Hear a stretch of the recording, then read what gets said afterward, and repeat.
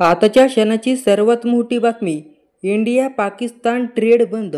आता या वस्तू महागणार, फुल लिस्ट पहा. तर मित्रांनो, इंडिया पाकिस्तान ट्रेड बंद झालेला आहे आणि आता या वस्तू महाग होणार आहेत. तर जाणून घेऊया संपूर्ण बातमी. तत्पूर्वी आपल्या चॅनलवर तुम्ही नवीन असाल तर चॅनलला सबस्क्राईब करा. तर तुमच्या स्वयंपाकघरातील मीठ, तुमच्या डब्यातला सुकामेवा आणि डोळ्यावरचा चष्मा देखील हे सगळं आता महाग होणार आहे. का तर कारण आता भारताने पाकिस्तानसोबत व्यापारी दरवाजा पूर्णपणे बंद करण्याचं ठरवलं आहे. हे केवळ देशासाठी नाही तर तुमच्या खिशासाठी सुद्धा मोठा बदल करणार आहे. हा व्हिडिओ शेवटपर्यंत बघाच, कारण यातली एक एक गोष्ट तरी तुमच्या घरातली नक्कीच असणार आहे. तर नेमकं काय झालं? पहलगाममध्ये झालेल्या भीषण दहशतवादी हल्ल्यानंतरनं भारत सरकार आता थांबलेलं नाही.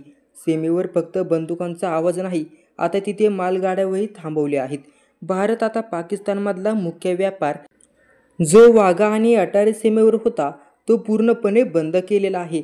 पण याचा आपल्यावर काय परिणाम होणार? तर आपल्याला वाटतं की देशपातळीवर घडणाऱ्या गोष्टी आपल्याशी काही देणं घेणं नाही. पण या निर्णयाचा फटका थेट आपल्या बाजारपेठेंवर आणि किचनवर बसणार आहे. तर कोणत्या वस्तू महाग होणार? प्रत्येक पॉईंट घरगुती भाषेत समजून घेऊया. तर पहिलं आहे उपवासाचं सैंधव मीठ. आता खिशावर भारी पडणार आहे. घरात उपवास असो वा सण, सैंधव मीठ लागतंच. पण हे मीठ पाकिस्तानातून येतं. आता व्यापार बंद म्हणजे किमती उडणार आहेत.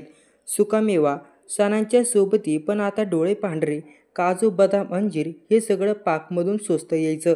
आता ते इराण किंवा अफगाणिस्तानातून घ्यावं लागणार आहे, म्हणजेच थोडं महाग होणार आहे. तिसरं आहे चष्म्याच्या काचा. डोळ्यातले दृश्य आता महागात.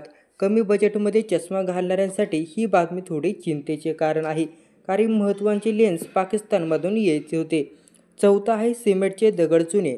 गावाकडचे बांधकाम अडकणार. गावाकडे घर बांधायचे असेल तर सिमेंट आणि दगड महाग होऊ शकतात, कारण सीमावर्ती भागात याचं आयात पाकिस्तानमधून होत असतं. चामड्याच्या वस्तू आणि कपडे, फॅशनवर ब्रेक लागणार.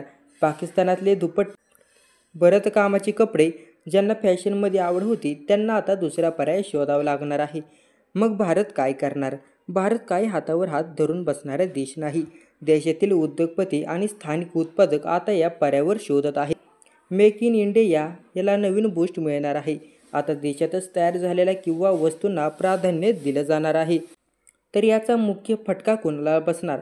खरं सांगायचं झालं तर सगळ्यात पाकिस्तानचं नुकसान जास्त होत आहे, जे भारताकडून अनेक महत्त्वाकांक्षा गोष्टी आयात करतात.